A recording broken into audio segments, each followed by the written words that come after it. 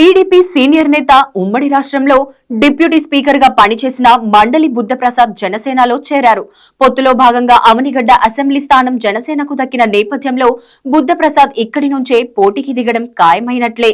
జనసేన తరపున ఇక్కడ పోటీ చేద్దామని ఆశించిన నేతలకు షాక్ ఇస్తూ బుద్ధప్రసాద్ ఈ రోజు సడన్ గా పిఠాపురం వెళ్లి పవన్ చేతుల మీదుగా జనసేన కండువా కప్పుకోవడం హైలైట్. సీనియర్ కాంగ్రెస్ నేత మండలి కృష్ణారావు కుమారుడిగా రాజకీయాల్లోకి అడుగుపెట్టారు. బుద్ధప్రసాద్ 1999, 2004 ఎన్నికల్లో కాంగ్రెస్ తరపున అవనిగడ్డ నుంచి ఎమ్మెల్యేగా గెలిచారు.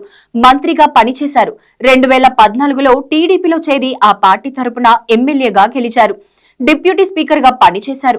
అధికార భాషా సంఘం అధ్యక్షుడిగాను బాధ్యతలు నిర్వర్తించారు. సౌమ్యుడైన రాజకీయ నేతగా పేరుంది. కాపుల జనాభా ఎక్కువగా ఉన్న అవనిగడ్డ నియోజకవర్గంలో మండలి కృష్ణారావు నాటి నుంచి ఈ కుటుంబానికి పట్టుంది.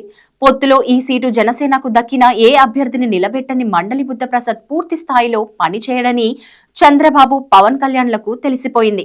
అందుకే కండువా కప్పేసి జనసేనలోకి తీసుకొని అవనిగడ్డ టికెట్ ఇవ్వబోతున్నారు. ఎప్పటి నుంచో ఇక్కడ సీటు ఆశించి పనిచేస్తున్న బండ్రెడ్డి రామకృష్ణ, విక్కుర్తి శ్రీనివాసులను కాదని బుద్ధప్రసాద్ ను పార్టీలో చేర్చుకోవడం తమను ముంచేయడమేనంటూ ఆయా నేతలు బగ్గుమంటున్నారు.